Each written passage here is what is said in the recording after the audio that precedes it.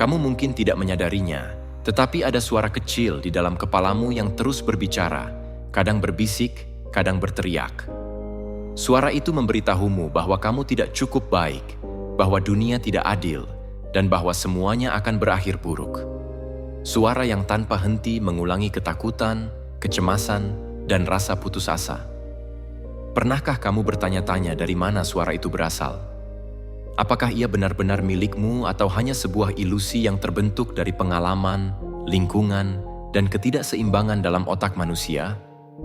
Marcus Aurelius pernah berkata, "Kehidupan kita adalah apa yang dipikirkan oleh pikiran kita."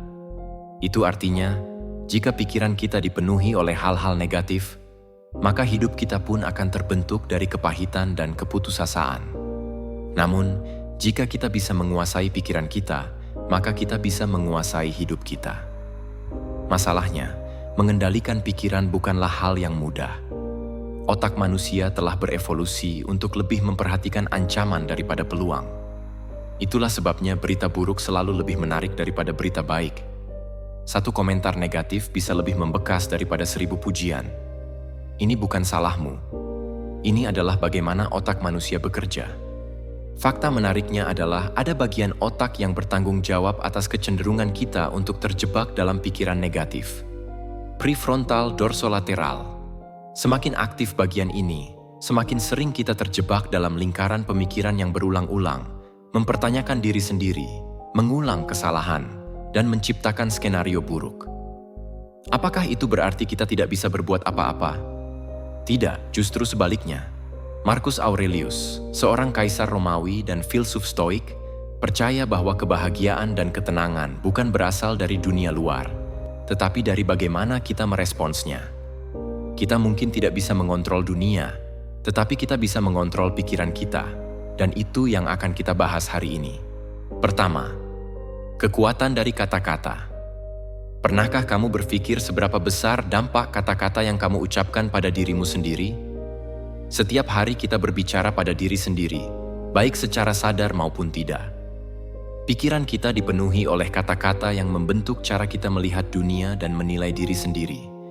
Jika kata-kata itu dipenuhi oleh ketakutan, keraguan, dan kecemasan, maka dunia pun akan terlihat suram. Sebaliknya, jika kita memilih kata-kata yang lebih bijaksana dan penuh harapan, maka hidup kita pun akan lebih baik. Marcus Aurelius pernah menulis dalam Meditasi, "Kamu akan menemukan bahwa semua penderitaan datang dari cara kamu menilai hal itu. Kamu memiliki kekuatan untuk menghapus penilaian itu kapan saja." Ini adalah inti dari Stoikisme. Dunia luar tidak bisa sepenuhnya kita kendalikan, tetapi cara kita memaknainya ada dalam kendali kita. Dan salah satu alat paling kuat untuk mengendalikan makna adalah kata-kata. Masalahnya, kita sering tidak menyadari bahwa kita sedang menggunakan kata-kata yang menghancurkan diri sendiri. Coba perhatikan kalimat seperti ini. "Aku gagal. Aku tidak cukup baik." Kata-kata ini bisa menjadi alat yang menghancurkan diri kita. Ketika kita mengulang suatu pemikiran secara terus-menerus, otak kita membentuk jalur saraf yang semakin kuat untuk pemikiran tersebut. Ini seperti membuat jalan setapak di hutan. Semakin sering kita melewatinya, semakin jelas dan mudah dilalui jalurnya.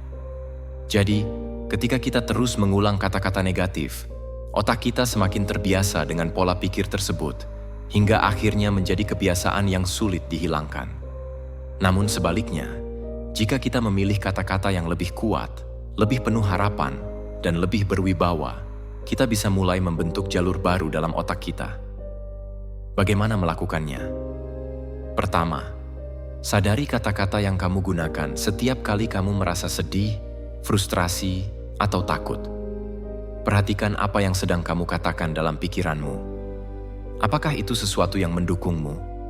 Jika tidak, ubahlah. Aku tidak menganjurkan untuk berpura-pura positif atau menipu diri sendiri. Ini tentang menyadari bahwa kata-kata yang kita pilih bisa menjadi alat untuk menghancurkan diri sendiri atau membangun diri sendiri. Marcus Aurelius memahami ini dengan sangat baik. Banyak tulisannya selalu mengarah ke satu konsep utama. Pikiran kita adalah kekuatan kita yang sebenarnya. Kata-kata yang kamu gunakan hari ini, apakah itu membuatmu lemah atau membuatmu lebih kuat? Kedua, Asal mula pikiran negatif. Dari mana sebenarnya pikiran negatif berasal? Mengapa ada begitu banyak suara di dalam kepala kita yang meragukan, mengkritik, atau bahkan menakut-nakuti kita? Marcus Aurelius pernah menulis, "Kamu memiliki kekuatan atas pikiranmu, bukan atas peristiwa di luar. Jika kamu memahami ini, maka kamu akan menemukan kekuatan." Sebelum kita bisa menguasai pikiran kita perlu memahami asal mula pikiran negatif. Pikiran negatif tidak muncul begitu saja. Ada dua kekuatan utama yang membentuknya, biologi dan lingkungan. Faktor biologis berasal dari perspektif evolusi. Pikiran negatif sebenarnya merupakan mekanisme pertahanan. Ketika manusia hidup di alam liar, bahaya ada di mana-mana. Ketika nenek moyang kita mendengar suara di semak-semak, otak mereka langsung berpikir, mungkin itu predator. Untuk selamat, bagian otak yang bertanggung jawab atas respons ini adalah amigdala, pusat ketakutan dan emosi dalam otak. Setiap kali kita menghadapi sesuatu yang tidak pasti atau berisiko, amigdala langsung bereaksi dengan mengirimkan sinyal bahaya. Masalahnya adalah, di dunia modern, kita tidak lagi dikejar predator, tetapi otak kita masih bekerja dengan cara yang sama. Sekarang, ancaman bukan lagi harimau di hutan, tetapi komentar negatif dari orang lain, kegagalan dalam pekerjaan, atau sekadar ketidakpuasan. Otak kita bereaksi terhadap hal-hal ini seolah-olah hidup kita terancam. Padahal kenyataannya, tidak selalu demikian. Pikiran negatif muncul sebagai hasil dari perbandingan. Kita terus-menerus membandingkan diri kita dengan orang lain untuk memastikan kita tetap kompetitif, karena otak kita masih terjebak dalam pola bertahan hidup. Namun ada kabar baik. Penelitian dalam bidang neuroscience menunjukkan bahwa kita bisa melatih ulang otak kita. Dengan memahami bagaimana pikiran negatif terbentuk, kita bisa mulai mengendalikan responsnya, alih-alih hanya menjadi korban dari mekanisme ini. Faktor lingkungan juga memainkan peran besar dalam membentuk pikiran negatif. Sejak kecil, kita dikelilingi oleh berbagai pengaruh. Keluarga, teman, guru, dan media.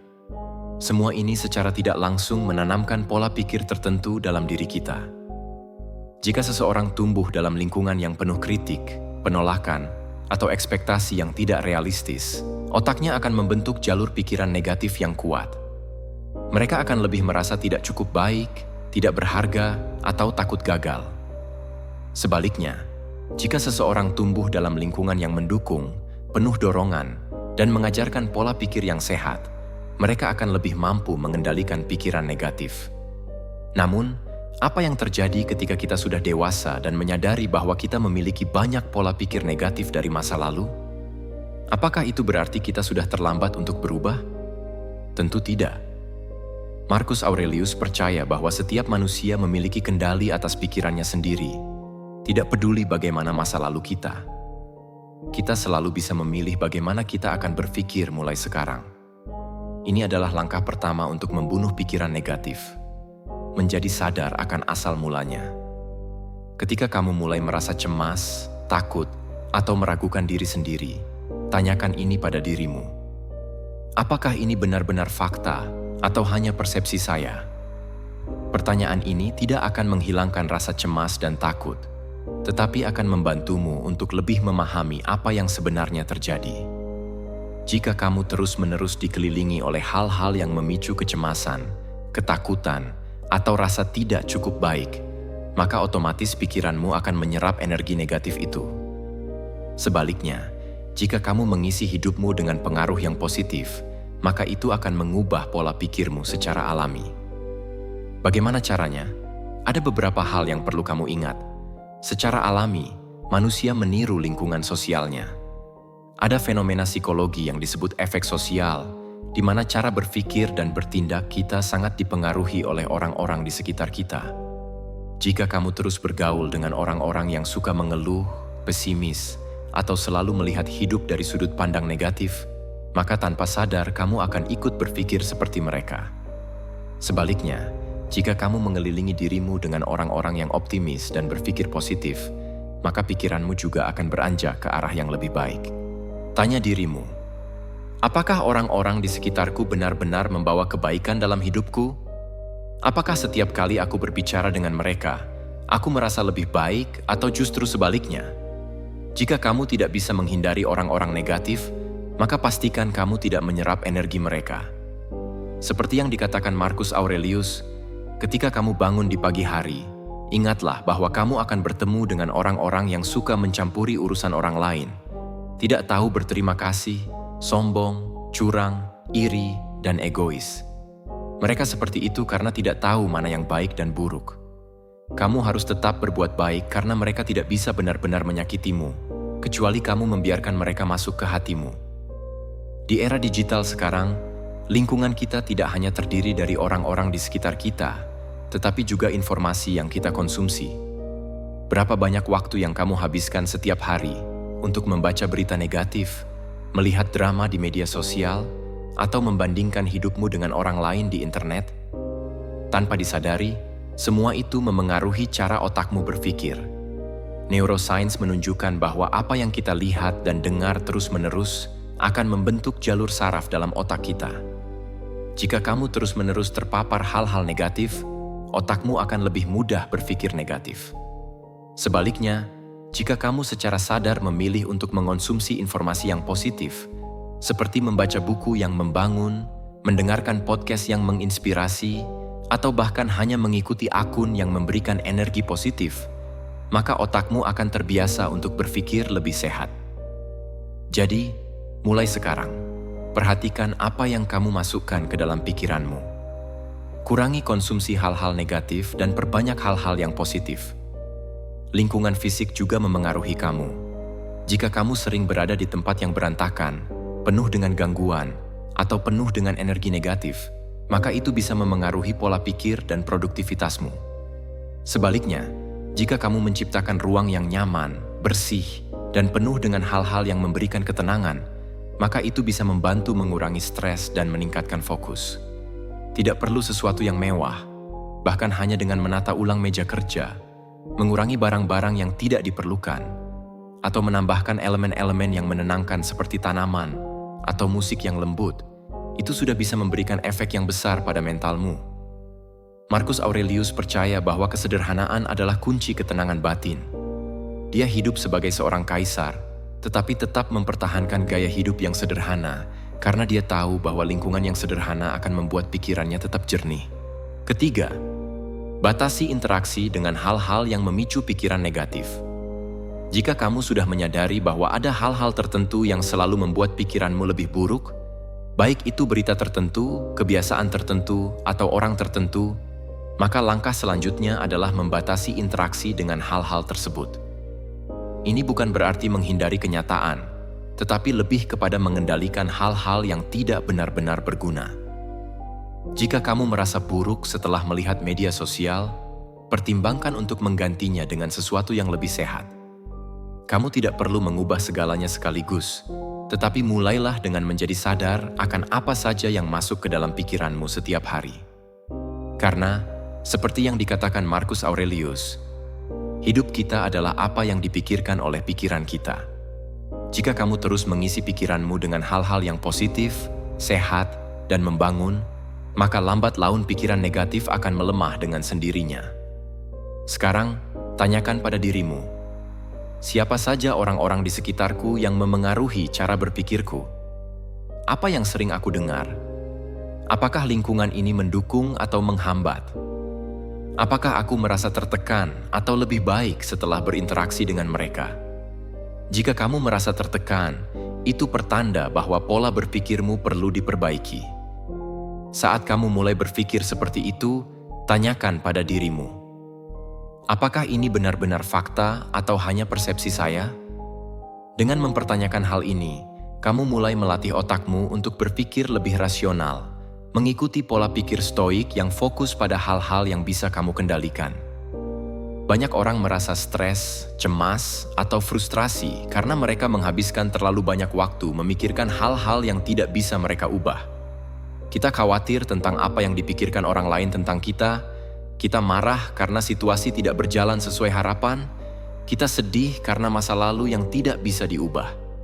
Namun, Jika kamu melihat semua ini di luar kendali, kamu tidak bisa mengendalikan bagaimana orang lain berpikir, kamu tidak bisa mengubah masa lalu, dan kamu tidak bisa mengontrol semua kejadian.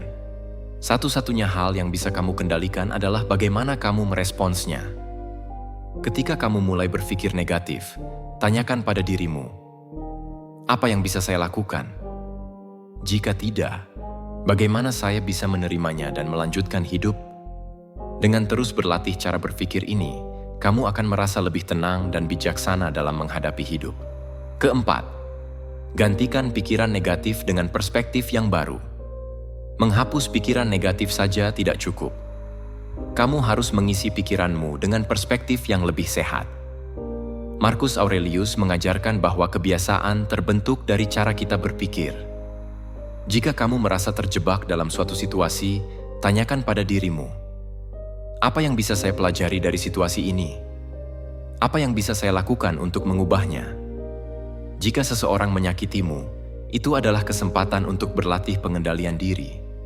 Jika hidup memberikan tantangan, itu berarti kamu sedang diuji untuk menjadi lebih kuat. Dengan mempraktikkan amor fati, cinta pada takdir, kamu akan berhenti melihat hidup sebagai sesuatu yang menentangmu. Sebaliknya, kamu akan mulai melihat segala sesuatu sebagai bagian dari perjalananmu. Mari kita lanjut ke poin kelima. Memahami masalah. Sebelum kamu bisa benar-benar membunuh pikiran negatif, kamu harus memahami dari mana asalnya. Banyak orang terjebak dalam siklus pikiran negatif karena mereka tidak pernah benar-benar memahami akar dari masalah yang mereka hadapi. Marcus Aurelius selalu mengajarkan untuk melihat masalah dengan kejernihan dan objektivitas.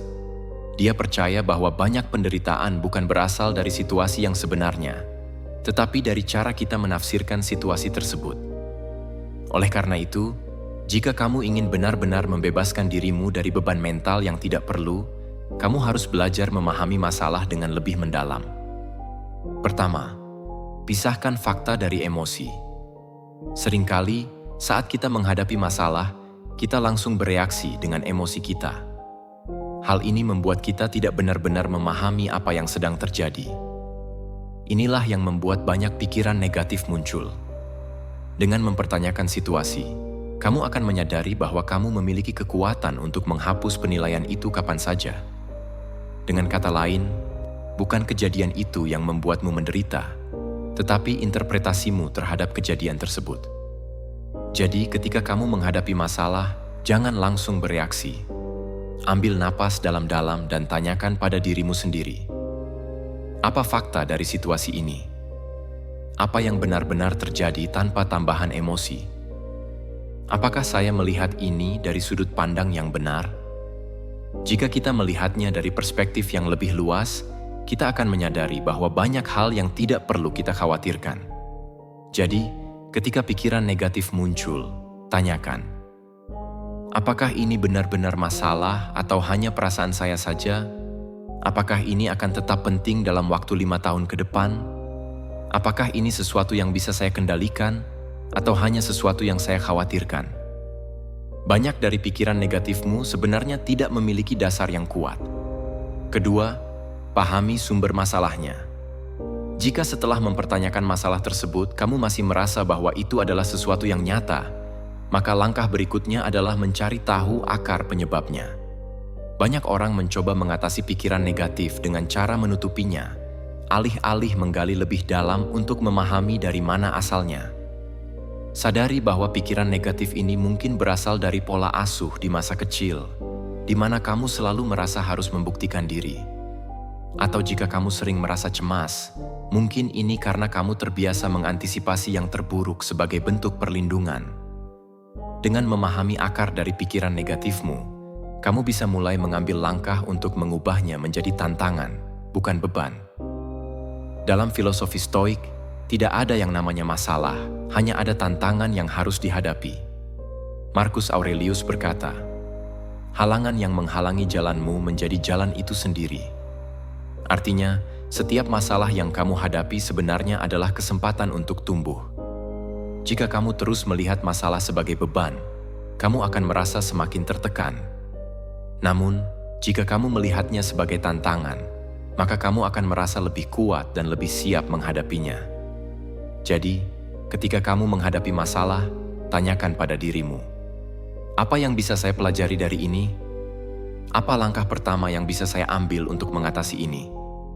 Dengan cara ini, kamu akan berhenti melihat masalah sebagai sesuatu yang menekan dan mulai melihatnya sebagai sesuatu yang bisa membentuk dirimu menjadi lebih baik. Keenam, jangan takut menghadapi kenyataan. Salah satu alasan utama mengapa orang terjebak dalam pikiran negatif adalah karena mereka takut menghadapi kenyataan. Mereka lebih memilih untuk lari dari masalah, berharap masalah itu akan hilang dengan sendirinya. Namun kenyataannya, semakin kamu menghindarinya, semakin besar masalah itu akan terasa. Jadi, hadapilah kenyataan. Tanyakan pada dirimu, apa hal terburuk yang bisa terjadi jika itu benar-benar terjadi? Apa yang bisa saya lakukan? Apa langkah pertama yang bisa saya ambil untuk mengatasi ini? Dengan cara ini, kamu tidak akan lagi membiarkan pikiran negatif mengendalikanmu. Kamu akan mulai mengambil kendali atas hidupmu. Kesimpulannya, memahami masalah adalah langkah pertama sebelum kamu bisa mengatasinya. Banyak dari kita terjebak dalam pikiran negatif bukan karena masalahnya terlalu besar, tetapi karena kita tidak pernah benar-benar melihat masalah itu dengan jelas. Dengan memisahkan fakta dari emosi, mempertanyakan apakah itu benar-benar masalah, memahami sumbernya, melihatnya sebagai tantangan, dan berani menghadapi kenyataan, kamu akan memiliki kendali penuh atas pikiranmu sendiri. Karena pada akhirnya, masalah bukanlah sesuatu yang harus ditakuti. Sebaliknya, masalah adalah kesempatan untuk belajar dan tumbuh. Banyak orang terjebak dalam lingkaran pikiran negatif karena mereka berharap situasinya akan membaik dengan sendirinya. Namun seorang Stoik tidak hidup seperti itu. Marcus Aurelius tidak hanya menganalisis masalah, dia mengajarkan bahwa hidup bukanlah tentang menghindari tantangan, tetapi tentang bagaimana kita menghadapinya. Jika kamu ingin membunuh pikiran negatifmu, kamu harus belajar mengambil tindakan yang tepat dengan ketenangan dan kebijaksanaan. Pertama, kendalikan apa yang bisa kamu kendalikan. Salah satu prinsip utama dalam stoikisme adalah memahami apa yang bisa kita kendalikan dan apa yang tidak. Marcus Aurelius berkata, "Berikan saya keberanian untuk mengubah apa yang bisa saya ubah, ketenangan untuk menerima apa yang tidak bisa saya ubah, dan kebijaksanaan untuk mengetahui perbedaannya." Kedua, jangan menunggu motivasi. Ambil tindakan sekarang. Salah satu jebakan terbesar dalam menghadapi pikiran negatif adalah menunggu motivasi sebelum bertindak. Banyak orang berkata, "Saya akan mulai olahraga saat saya merasa lebih bersemangat," atau "Saya akan berhenti berpikir negatif kalau saya merasa lebih baik." Mereka tidak hidup seperti itu. Mereka tahu bahwa motivasi datang setelah tindakan, bukan sebelumnya. Marcus Aurelius pernah berkata, "Saat kamu bangun di pagi hari, ingatlah betapa berharganya hadiah untuk bisa hidup dan berpikir." Artinya, jika kamu ingin menghilangkan pikiran negatif, ambil langkah nyata, sekecil apapun. Misalnya, jika kamu merasa cemas, jangan hanya duduk diam. Mulai menulis jurnal untuk menata pikiranmu. Jika kamu merasa malas bergerak, jangan berpikir terlalu jauh. Mulai dengan berjalan selama 5 menit saja. Jika kamu takut gagal, jangan menunggu kepercayaan diri datang. Coba saja dan lihat hasilnya. Semakin banyak kamu bertindak, semakin cepat kamu keluar dari perangkap pikiran negatif. Ketiga, berlatih ketahanan mental. Seorang Stoik tahu bahwa hidup penuh dengan tantangan, dan cara terbaik untuk menghadapinya adalah dengan melatih ketahanan mental setiap hari. Marcus Aurelius menghadapi perang, politik, dan tekanan sebagai kaisar Roma. Tetapi dia tetap tenang dan fokus karena dia melatih pikirannya setiap hari. Salah satu teknik stoik yang bisa kamu gunakan adalah premeditatio malorum, yaitu membayangkan kemungkinan buruk yang bisa terjadi. Dengan cara ini, kamu akan lebih siap secara mental ketika menghadapi kenyataan bahwa hidup tidak selalu sempurna. Keempat, sederhanakan masalah, fokus pada solusi. Salah satu alasan mengapa orang terjebak dalam pikiran negatif adalah karena mereka membuat masalah terlihat lebih besar daripada yang sebenarnya. Marcus Aurelius percaya bahwa banyak masalah bisa disederhanakan jika kita fokus pada solusi, bukan pada rasa takut kita. Ketika kamu merasa kewalahan oleh suatu masalah, tanyakan pada dirimu sendiri, apa langkah pertama yang bisa saya ambil sekarang? Apa solusi paling sederhana yang bisa saya lakukan? Jika kamu ingin membunuh pikiran negatifmu, kamu harus belajar melakukan hal yang sama. Fokus pada apa yang bisa kamu kendalikan.